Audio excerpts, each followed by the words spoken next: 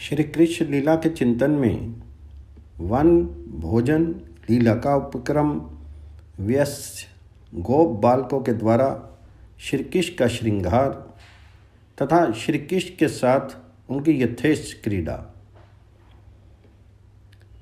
ये तो उषा आई है, अंशुमाली अभी भी क्षितिज के उस पार ही है, किंतु कमलियन श्री कृष्णचंद्र आज इसी समय अपने आप जाग उठे हैं। जागकर जन्नी को अपने मन की एक बात बता रहे हैं, हेरी मैया देख, आज यहाँ नहीं, आज तो एक परम सुंदर वन में जाकर वहाँ ही भोजन करने की मेरी रुचि हुई है।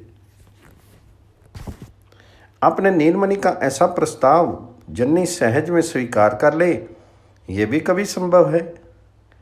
जन्नी को तो अपने पुत्र की ये अभिलाषा नितांत अनितिपूर्ण प्रतीत हुई और वह बड़े वेग से सिर हिला करके तथा नहीं नहीं, ये तो होने की नहीं, मुख से भी स्पष्ट कहकर अपना निर्णय सुना देती है। किंतु श्री कृष्णचंद्र ने भी हठ पकड़ लेने के अनंतर उसे फिर छोड़ देना सीखा जो नहीं है। अनु ने विनय करते हुए अपने कर पल्लों से बार बार जन्नी का मुख आच्छादन करते हुए उनकी सम्मति ले लेने के लिए वे तुले बैठे हैं। जब मैया अपने निश्चय पर अडिग बनी रहती है, तब श्री कृष्णचंद्र आज एक नई युक्ति का आश्रय ग्रहण करते हैं। वे मैया को अपनी शपथ दे देते हैं, बस जन्नी को मौन कर देने के लिए अमोघ उपाय है। अनु उत्साह पूरी चित्त से ही हो, पर अब तो जन्नी को नीलमणि का अनुमोदन करना ही पड़ता है। वन भोजन की ये योजना कल वत्सचारण कर लौटते समय ही बन चुकी थी। सखा मंडल में ये स्थिर हो चुका था कि कल प्रत्येक शिशु अपने घर से भोजन द्रव्य साथ ले आए और सब मिलकर साथ बैठ करके परस्पर बांट करके प्रातः कलेवा भी किसी श्रम्य वन में ही करें। प्रस्ताव श्री कृष्णचंद्र का ही था और फिर अविरोध समर्थन सखावर्ग का हो, इसमें तो कहना ही क्या है। इसलिए श्री कृष्णचंद्र आज जन्नी के शत शत अवरोध अनुरोध पर भी अविचल रहे और जन्नी को ही अपना निश्चय बदलना पड़ा। जो हो ब्रजरानी सर्वप्रथम अतिशय शीघ्रता से अपने चंचल पुत्र को श्रृंगार धारण कराने लगती है और उधर रोहिणी मैया सुस्वादु सुमिष्ट विविध खाद्य सामग्री से छींकों को पूर्ण करने में जुट जाती। वेशविन्यास पूर्ण हुआ और श्री कृष्णचंद्र प्रांगण में आकर खड़े हो गए।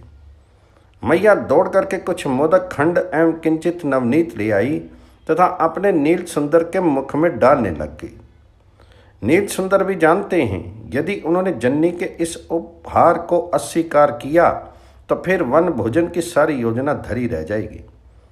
अतः वे खड़े खड़े ही जन्नी को ये भेंट लेने लगे। अवश्य अल्प से अल्प समय में ही ये कार्य संपन्न हुआ और तब गूंज उठा श्री कृष्णचंद्र का श्रृंगनाद। आज उनके सखाओं की तो अभी नींद भी नहीं टूटी है।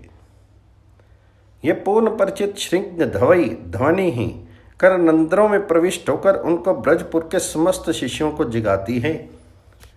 वे हड़बड़ा कर उठ बैठे, अरे आज तो कन्नू भैया की ही विजय हुई, ऐसा तो कभी नहीं हुआ। हम सभी जाते थे तब कन्हैया जागता था।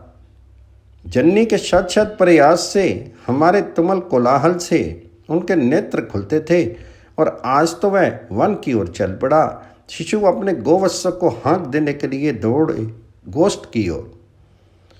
श्री कृष्णचंद्र के गोवत्स तो आज अपने पालक से भी बहुत पूर्व मानो जाग उठे हैं। वे मूक गोशावक जैसे आज की व्यवस्था से पूर्ण परिचित हों, इस श्रृंगनाद की ही प्रतीक्षा कर रहे हों। इस प्रकार ध्वनि होते ही नंद भवन के तोरण द्वार पर कूदते हुए वे एकत्र हो जाते हैं। वन पथ की ओर अग्रसर होने का चिर परिचित संकेत उन्हें प्राप्त हो जाता है और वे उधर ही चल पड़ते हैं। आगे आगे अपार गोवत्स श्रेणी और पीछे उनके पालक ब्रजेंद्र नंदन गोविंद श्री कृष्णचंद्र वन की ओर चले जा रहे हैं। श्री कृष्णचंद्र का त्रिभुवन मोहन आज का वह वत्स पालवेश देखते ही बनता है। वाम कर किसले वेणु से शोभित है, दक्षिण कर में सुंदर यष्टि छड़ी है, कक्ष में बैंत एवं पत्र मंडित अद्भुत श्रृंग दबाए हुए हैं। अलकावली मोर मुकुट से मंडित है। सुंदर कंठदेश गुंजाहार से रंजित हो रहा है। करण युगल युगम कुबले से विभूषित है। जन्नी के अगणित रत्नहार रत्नभूषणों से आज किसी को श्री अंग पर स्थान नहीं मिला।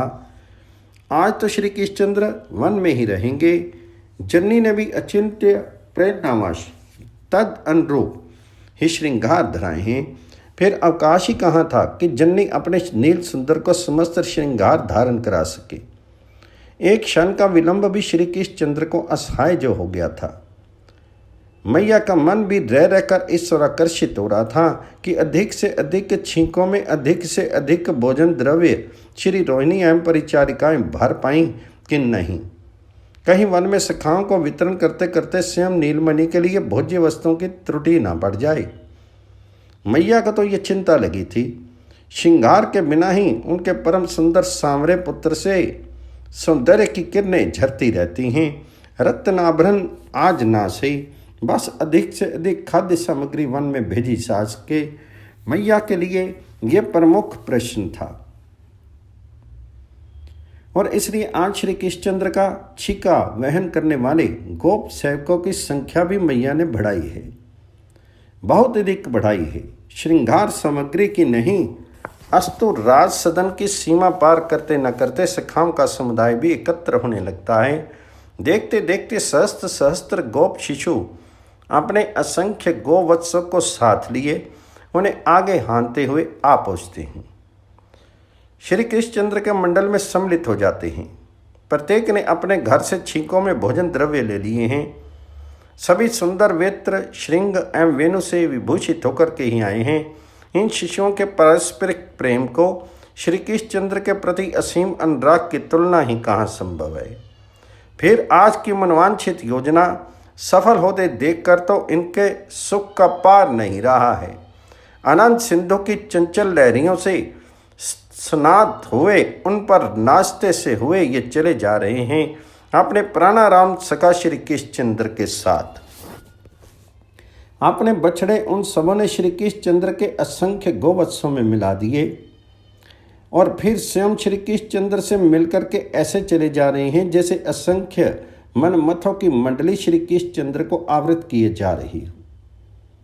नंद सुवंशों मिली के चले लागत समय मैन से भले, अपने बछरन ले ले आए कान्हा के बछरन आने में लाए।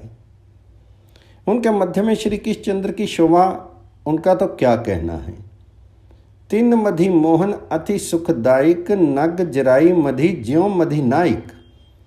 किंतु सबको ही आज एक बात अतिशय खल रही है, आज दाऊ भैया साथ जो नहीं चल रहे हैं। उनके अभाव में तो वन भोजन का राशि आधा हो जाएगा। किसी कारण से वे तो घर पर ही रह गए। अरे नहीं, उनका आज जन्म नक्षत्र है। उनकी शांति अभिषेक आदि के लिए रोहिणी मैया ने उन्हें बलपूर्वक रोक लिया। इतना अवश्य है, चलते समय दाऊ भैया ने श्री कृष्णचंद्र के समीप चुपचाप ये संवाद भेज दिया है। हंता भो श्री कृष्ण त्वया से क्रीडा तृण गप्याहम विरुद्ध विधिना निरुद्ध एवं अस्मि। भावता या लीला भावियतुम भाविता सावश्यम भावितव्या। भैया रे श्री कृष्ण, तुम्हारे साथ क्रीड़ा की लालसा रहने पर भी देव मेरे विरुद्ध है और मैं रोक ही लिया गया, किंतु जो लीला तुमने करने की सोच रखी है उसे अवश्य संपादित करना। बलराम की यह सम्मति ही उनके अभाव को किसी अंश में पूर्ण कर दे रही है। फिर तो अचिंत लीला महाशक्ति ने डोरी खींच ली। दाऊ भैया सबके स्मृति पद से बाहर चले आए। दूसरे ही क्षण नवीन उत्साह का द्वार खुला। अरविंद नयन श्री कृष्णचंद्र के दृगंचल चंचल हो उठे। उल्लास की स्तोत्रस्नी लहरा उठी और गोप शिशु उसी में बह चले। आगे मनोरम वन श्रेणी है। कलिंद नंदिनी का मंजुल प्रवाह है। श्री कृष्णचंद्र का नेतृत्व है। इससे अधिक उद्दीपन और क्या होगा। गोप शिशु वशचारण करते हुए ही बाल्य कौतुक में संलग्न हो जाते हैं। चलते चलते जहाँ कहीं भी रुक जाते हैं और वहीं एक से एक सुंदर बाल्य विहार होने लगता है। पहली क्रीड़ा हुई नील सुंदर के श्यामल श्री अंगों को वन्य सामग्री से अलंकृत करने की, स्वयं भी आभूषित होने की। सबकी माताओं ने यथासाध्य पर्याप्त सजा कर ही पुत्रों को वन में भेजा है। श्री कृष्णचंद्र ने रत्नहार मणिभूषण नहीं धारण किए तो क्या, शिशुओं की माताओं ने तो आज भी उन्हें बालकों की रुचि ऐसे श्रृंगार में न रहने पर भी वैसे ही सजाया है। सदा की भांति गोप शिशु अंगद, वले, किंकनी जाल, करण कुंडल, मंजीर और विविध मणिमय भूषणों से सज्जित हैं। गुंजा, कांच, मुक्ता, स्वर्ण, मणि निर्मित आभरणों से पुत्रों की वेश रचना में अभीर सुंदरियों ने कला की इति कर दी है। इतने अल्प समय में ब्रजेश्वरी ने भी पुष्पों से ही अपने नीलमणि का परम मनोहर श्रृंगार करके ही भेजा है। पर इससे क्या हुआ, शिष्यों के मन के अनुरूप ना तो श्री कृष्णचंद्र ही सजे और ना वे सब ही। ब्रजरानी उनकी माताएं कहाँ पाएंगी वनस्थली की श्रृंगार रस सामग्री, भूषण उपयोगी ये छोटे बड़े वन फल, द्रुमवल्लियों के रंग बिरंगे नव पल्लव, मनोहारी पुष्प गुच्छ, विविध वरण, चित्र विचित्र कुसुमों की राशि, अभी अभी झड़े हुए झलमलाते म्यूर पिच एवं गैरिक आदि भांति भांति के वन्य धातु, ये वस्तुएं ब्रजराज महिषी को गोप सुंदरियों को कहाँ मिलेंगी?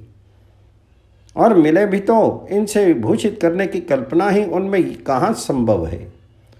किंतु शिष्यों के मन भावते श्रृंगार द्रव्य तो ये ही हैं। उन्हें तो अपने प्राण प्रीतम सखा कन्हैया को स्वयं अपने आप को इन्हीं से अलंकृत करना है, तभी तो समुचित वेश विन्यास होगा, अन्यथा इन आभूषणों का भार वहन करना मात्र है। अतः सबसे पहले आज वेश रचना का ही कार्य हुआ। फल से, नाव किसले से, कुसुम स्तबक से, सुमन से, शिखी पिच एवं वन्य धातुओं से प्रथम सब ने मिलकर के नील सुंदर के अंगों को अलंकृत किया और फिर पारस्परिक सहयोग द्वारा तथा श्री कृष्ण के कर पद्मों से आह्यत वन्य उपहारों को ले लेकर वे सब के सब स्वयं भी विभूषित हुए। इसके अनंतर उनकी यथेच क्रीड़ा आरंभ हुई। एक ने चुपचाप किसी का छींका कंधे से उतार लिया अथवा बगल से बैंत खींच ली और छिपा दी। किसी सहगामी दर्शक का संकेत पाने पर उसे अपनी वस्तु के अपहृत होने का भान हुआ और वह ढूंढने चला, वस्तु जाती कहाँ।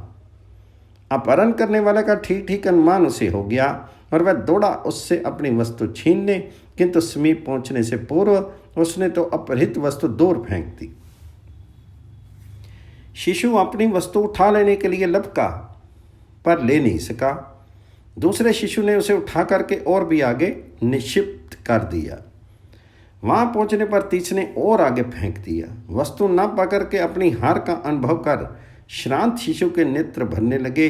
फिर तो किसी वयस्क शिशु ने अथवा स्वयं श्री कृष्णचंद्र ने ही हंसते हुए उसकी वस्तु ला करके उसके हाथों में दे दी और उसे अंक में भर लिया। उसके तप्त अश्रु एक अनिर्वचनीय सुख के परम शीतल बिंदु में परिणित हो गई। कदाचित वृंदाकानन की सुंदर शोभा निहारने श्री कृष्णचंद्र किंचित दूर चले गए। फिर तो होड़ मची। दौड़कर कौन सबसे पहले श्री कृष्णचंद्र को स्पर्श करता है? ये लो मैं पहुंचा, कहते हुए असंख्य शिशु एक साथ दौड़े श्री कृष्णचंद्र को स्पर्श करने के लिए और उन्हें छू करके अपने भुजपाश में बांध करके सुख सिंधु में निमग्न हो गए। एक समुदाय की लालसा हुई, श्री कृष्णचंद्र की भांति ही वह बंसी बजाए। उसने अपनी बंसी में स्वर भरना आरंभ किया। फिर तो उसका अनुकरण दूसरों ने भी किया। विभिन्न स्वर नाद से कानन गूंज उठा और तब श्री कृष्णचंद्र ने अपने अधरों पर वंशी को धारण किया। कर किसले चंचल हुए, छिद्रों पर अंगुलियां नाचने लगी। फिर तो अगणित शिष्यों का सम्मिलित वेणुनाद श्री कृष्णचंद्र के वंशी राम में ही सहसा समास आ गया। साथ ही शिष्यों को अनुभव हुआ कन्नू भैया की स्वर लहरी से जिस मधु की वर्षा होती है वे तो अप्रतिम है। हम सबों के वंशी नाद में सचमुच वह मिला नहीं, वह तो उससे सरथा पृथक रह रहा है। उस मधु प्रवाह में हमारा नाद प्रस्तर कंठ सा खर खर कर रहा है। उसमें एक रस होकर मिल सकना तो दूर रहा, हमारा वंशीराम तो उल्टे उनकी मधुरिमा को रुद्ध कर दे रहा है। एक साथ ही शिष्यों ने बजाना स्थगित कर दिया और फिर सब ने निश्चय कर लिया, देखो जब कन्नू की बंसी बजे तब हम में से कोई भी उस समय उसका अनुकरण नहीं करे, अन्यथा हम सभी इस परम सुख के पूर्ण उपभोग से वंचित रह जाएंगे। और बातों में कन्नू को हराएं, वह तो हारेगा ही, पर वंशी वादन में उसकी होड़ करने ना जाएं। यही परिणाम श्रृंग ध्वनि का भी निकला। श्री कृष्ण ने श्रृंग से निर्गत अत्यंत गंभीर नाद की समता गोप शिशु ना कर सके तथा पूर्वत निर्णय इस संबंध में भी हुआ। और वेणु श्रृंग तो प्रतिदिन ही बजते हैं, बजेंगे ही, आज तो और ही क्रीड़ा हो। अस्तु एक दल को अन्य क्रीड़ा सूची, मधुमत भ्रमर गुनगुन करते उड़ रहे हैं। शिष्यों के इस दल ने उनकी ओर देखा, उनकी ध्वनि सुनी और फिर उस गुनगुन में ही अपना कंठ स्वर मिलाना आरंभ किया।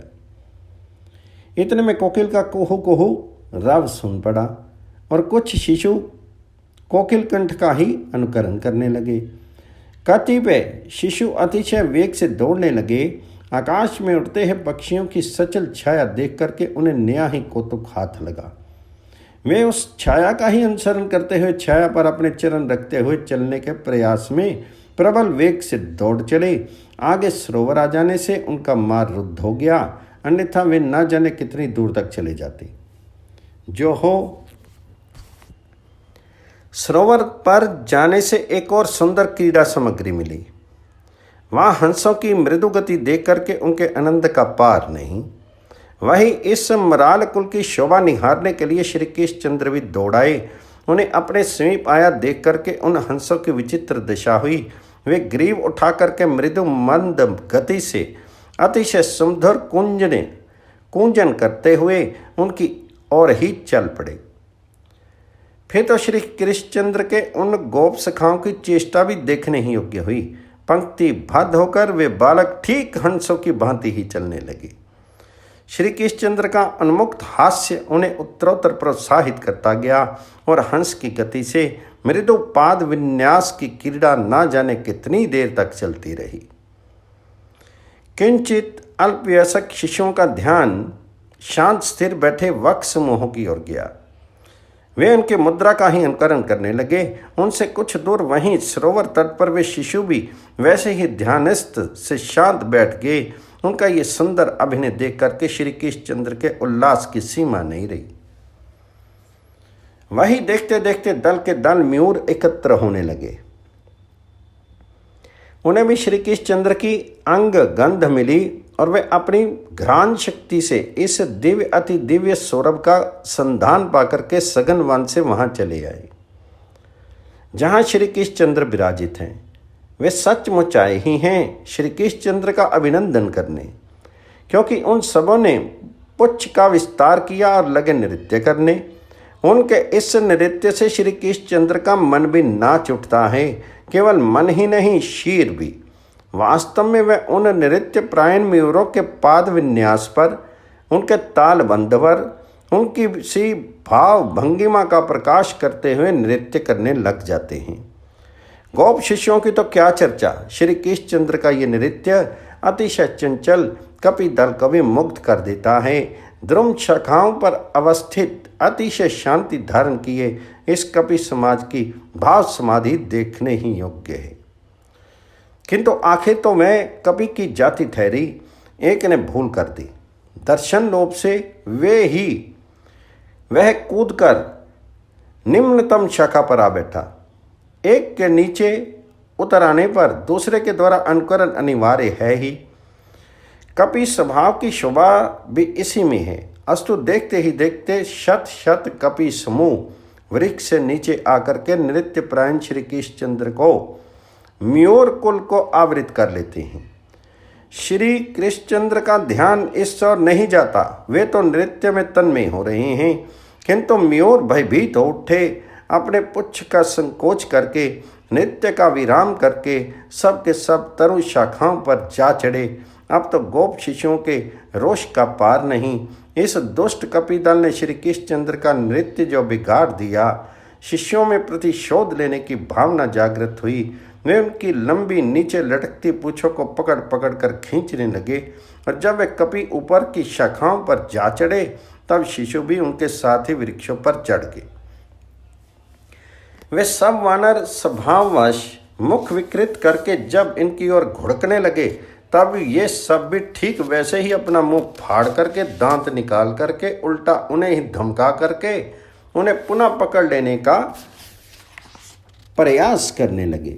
भयभीत कपि समाज जब इस वृक्ष से उस वृक्ष पर कूद कर भागने लगा, तब ये निर्भीक गोप शिशु भी एक से दूसरे वृक्ष पर कूदने लगे। उन्हें बहुत दूर हटाकर ही इन सबों ने विश्राम लिया। एक और कतिपय शिष्यों का अभिनय और भी मनोरम है। आयु छोटी होने के कारण यह मंडल ना तो वृक्ष पर ही चढ़ सका और ना अन्य क्रीड़ाओं में ही इसे सफलता मिली, किंतु इस बार इन्होंने भी बाजी मार ली। सरोवर के समीप उछलते हुए मेंढकों की और इनकी दृष्टि गई, और ये भी पृथ्वी पर हाथ टेक करके वैसे ही फुदकने लगे। ठीक उनकी भांति ही फुदक कर शुद्र जल धाराओं को पार करने लगे। इनकी ये चेष्टा देख करके श्री कृष्णचंद्र के सहित अन्य समस्त गोप शिशु हंसते हंसते लोटपोट हो गए। कुछ गोप बालकों का ध्यान अपने प्रतिबिंब की ओर गया। प्रातःकाल की इतनी लंबी छाया देख करके वे उस प्रतिछाया से ही खेलने लगे। बालकों ने अपने हाथ उठाए, प्रतिबिंब के हाथ भी उठ के, भला इतना सुंदर खेल और क्या होगा। फिर तो अपने अंगों को विविध भांति से प्रकंपित करके उनकी प्रतिक्रिया वे छाया में देखने लगे। देख देख कर आनंद मग्न होने लगे, और जब अपनी ही प्रतिध्वनि से खेलने का क्रम आरंभ हुआ, तब तो कहना ही क्या। तुमुल आनंद कोलाहल से समस्त वन प्रांतर मुखरित हो रहा है। सहसा इसी की ओर कुछ का ध्यान गया तथा प्रश्नोत्तर आरंभ हुआ। शिशु ने उच्च कंठ से पुकारा, अरे तुम कौन हो? प्रतिध्वनि ने इसकी आवृत्ति कर दी, हम तो श्री कृष्णचंद्र के सखा हैं। प्रतिनाद ने भी यही उत्तर दिया, क्या तुम्हारे साथ भी श्री कृष्णचंद्र हैं? प्रति शब्द भी ज्यों का त्यों लौट आया, हाँ हैं। इसका उत्तर भी यही मिला, किंतु इस उत्तर से कुछ शिशु रुष्ट हो गए। मिथ्यावादी कहीं के, श्री कृष्णचंद्र तो एक हैं, हमारे साथ हैं, तेरे साथ कहीं हैं। प्रत्युत्तर भी यही प्राप्त हुआ। तब तो शिष्यों के रोष का पार नहीं। रे तू भी कोई असुर प्रतीत होता है, पर स्मरण रख, तेरी भी दशा बक जैसी होगी। इसके उत्तर में भी यही शाप उधर से वन प्रांतर के अंचल से भी लौट आया। न जाने कितनी देर ये शाप अनुग्रह की क्रीड़ा हुई। इस प्रकार वन में वशचारण करने आकर के श्री कृष्णचंद्र आज भी सखाओं के साथ बाल्य लीला विहार का रसपान करने लगे। स्वयं पान कर वितरण करके रसमत हो उठे। चली गए जमुना तट सबिन के घट, उमगी आनंद केली करे। जे बछनी चरावत मिली सब गावत, कुसुम अनेकानी माल धरे। एक छीके छोरत एक एक चोरत, पाक विविध विधि खात यहाँ। एक मोरन बोलनी हंस कलोलनी, बोलत बोलनी बोलता हाँ। एक कोकिल कूकनी मरकट हुकनी, हुकत जा जा हांस करे। एक भोरनी गुंजनी पहिरत गुंजनी, बहिरत कुंजनी स्वांग धरे। एक प्रभु रिझावत प्रभु सुख पावत, अति प्रवीण गत व्रत सचे।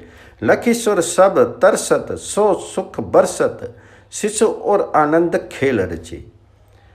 ज्ञानी एवं योगी जन जिन्हें निर्विशेष ब्रह्म आनंद स्वरूप मानते हैं, दास आदि भक्तों के लिए जो परम पुरुष परमेश्वर हैं, मायाश्रित विषय विदूषित नेत्र वाले पुरुषों के लिए जो नर बालक मात्र हैं, उन्हीं स्वयं भगवान श्री कृष्णचंद्र के साथ गोप शिष्यों का ये अद्भुत विहार हो रहा है। पता नहीं कैसे किस जाति के राशि राशि पुण्यों का ये परिणाम गोप शिष्यों को प्राप्त हुआ है, जिन्होंने यम नियम का सतत साधन करके अपने चित्त को एकाग्र कर लिया है, जो निर्विकल्प समाधि में स्थित हो चुके हैं। इस प्रकार के समाहित चित्त योगी भी अनेक जन्मों में अपार साधन क्लेश वरण करने पर भी श्री कृष्ण चंद्र की चरण धूलि कनिका का स्पर्श नहीं प्राप्त करते, किंतु वही श्री कृष्ण चंद्र आज इस वृंदाकानन में ब्रजवासियों के दृष्टिपथ में सतत अवस्थित हैं। इन ब्रजवासियों के अपरिसीम सौभाग्य की बात कौन बताए, कैसे बताए। जाके पद रज हित तप करी के बहुत काल जोगी दुख भरी के, प्रेरित चपल चित कहूँ भूरी, सो वह भूरी तदपि हो दूरी। जो सच्छात त्रिगण पथ चाहिए, कवन भाग्य ब्रज जन को कहिए। कृष्ण भगवान जी की जय, यशोदा मैया के लाल की जय, नंद के गोपाल की जय।